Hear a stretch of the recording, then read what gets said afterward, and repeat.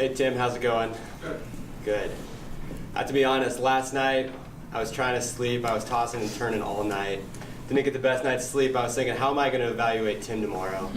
He's a pro, wins best speaker all the time. So you did a great job today. I tried my best to give you some pointers on what you did well and what you can improve on, and we'll roll right into it. So this is your non-manual speech number 12, but what if I'm wrong? And it's a continuation on a speech that you've previously given. And the first thing you did really well off the bat is you brought out this really good picture that you printed on the large scale of the woman, the old woman, and the young woman. And you just captured the audience right off the bat. I thought it was a cool thing that you didn't talk too much before you went into the picture. You just brought it out and just asked, what do you see? And I like that you walked around the room and showed it. Even though it was a large picture that was clearly printed, that was a good way to make sure that everybody looked at it and asked themselves what they saw.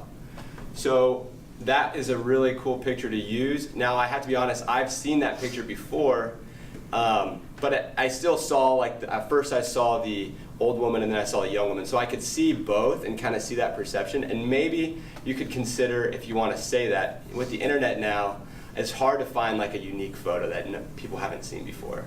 So think about that with that photo next time.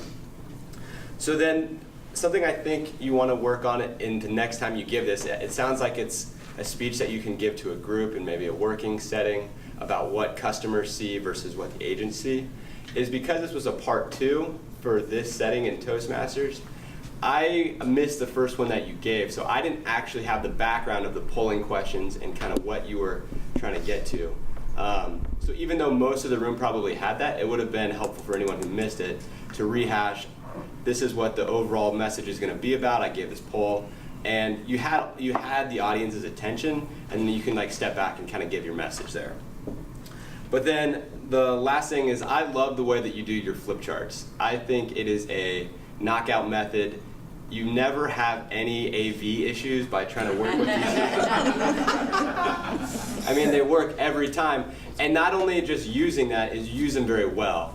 So sometimes when you deal with numbers and stuff, it can kind of confuse the audience, but you just had number, very clear, different colors, and it worked. It was easy to follow what you're trying to get to.